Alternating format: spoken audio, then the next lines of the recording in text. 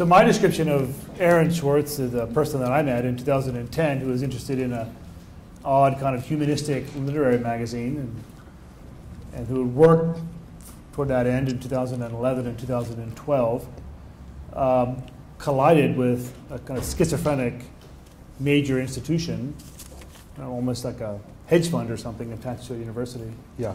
And then, can you fill out the rest of the picture for us? What then happened? Aaron downloaded the JSTOR articles. Yeah, so he downloaded the JSTOR articles, and what follows from the excerpt that I read is he comes back in November and December of 2010, and he's figured out sort of a new method of sort of acquiring the articles that does not immediately attract JSTOR's attention. And his program goes unnoticed for a couple months until right around Christmas 2010. Some bright person in JSTOR's tech department notices, oh my God, this guy is back. And we don't know how long he's been here, but he continues to sort of acquire all of these sort of documents. And MIT didn't do anything about it until sort of January 3rd because the libraries were on furlough for sort of a month there, so they literally were like prohibited from reading their emails.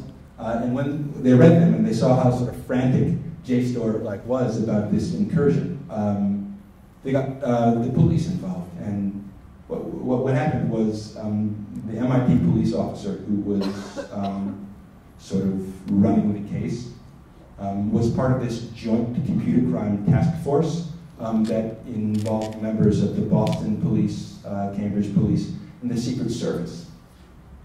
And they all sort of showed up at MIT once MIT had located the computer that Aaron had set up in the basement of the Dorrance building in sort of a wiring and telephony closet.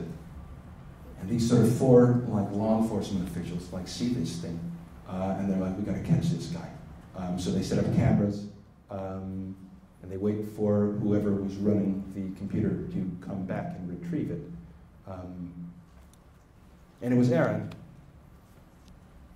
And first they just charged him with state breaking and entering Can we just to keep the narrative going, so they found that because they had set up a surveillance camera in the closet, to which Aaron had plugged in his laptop, that somebody was there. Yeah. They found that somebody was there, and there's this sort of cinematic moment where the MIT sort of tech staffer who sort of located this sort of whatever was doing this stuff was located in this closet, goes into the closet to try to find it. And all of MIT's sort of internet cables are all light blue.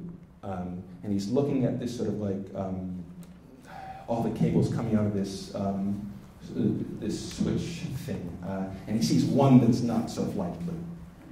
It's black, right? And he traces it all the way down to the floor where there's this computer hidden under a cardboard box. And he lifts up the box and he's like, this is a problem. And it didn't have to be. That's the thing, right? We'll get to that.